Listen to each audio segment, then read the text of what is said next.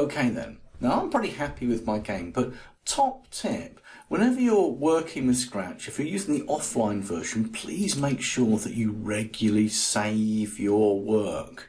Okay? Worst thing that can happen to you is finish this lesson, don't save your work, someone logs you off, and the next week you've got to do it all over again. Anyway, let's go back to the game. At the moment, I've got a whacking hammer, happy with it. It's following the cursor, great. But what should happen is that when I whack the beetle should disappear, and then a new beetle should appear somewhere on the game area. Now, there's a couple of things here. Number one, every time I start this game, that beetle, to stop, is always in the same place. I'd like that beetle to be somewhere else. I also think that beetle's a bit on the big side. So let's have a look at the beetle. I'm going to click on it, and I can see the code, set size to 50%. I'm going to change that to 30, press the game. Yeah, I think that's a better size. Now, how do I make it go to a random position? In fact, we've already done that because we used it in our last one, say go to the cursor, to go to the mouse pointer. We used that on the hammer. It's that same block. And now, check it out. The beetle's up there. Stop the game, the beetle's over there. In fact, I'll just keep pressing this green flag and you can see the beetle's jumping all around all over the screen. And that's what I want to happen. When the game starts, I don't know where the beetle's going to be. I'm going to go and whack it. It should appear anywhere. But what should also happen is the following.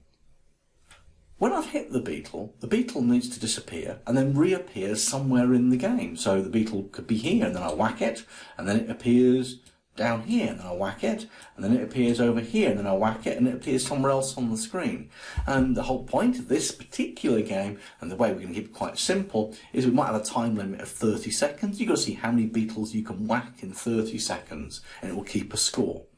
But we need that beetle to disappear, and then reappear somewhere else in the game. So how do we do that? Well, this is your task. I'm going to give you the blocks, and you see if you can solve it. So these are the blocks that you're going to need. Number one, you need to say,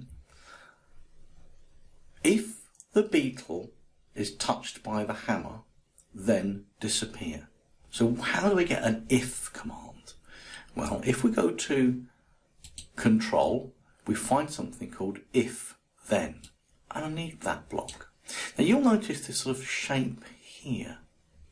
And in here, we need to put a special block. And we find it in sensing here, the one below.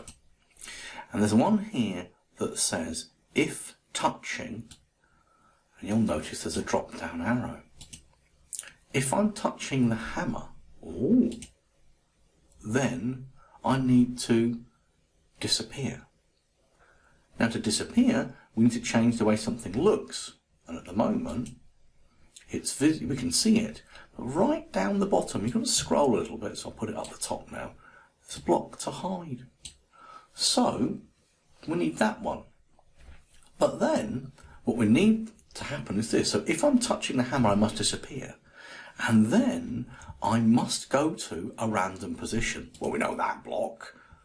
It's that one. And then, I must reappear. Well, if I'm going to hide, I then need to, and again, it's right down the bottom, I'll scroll, whoops, up, I need to show.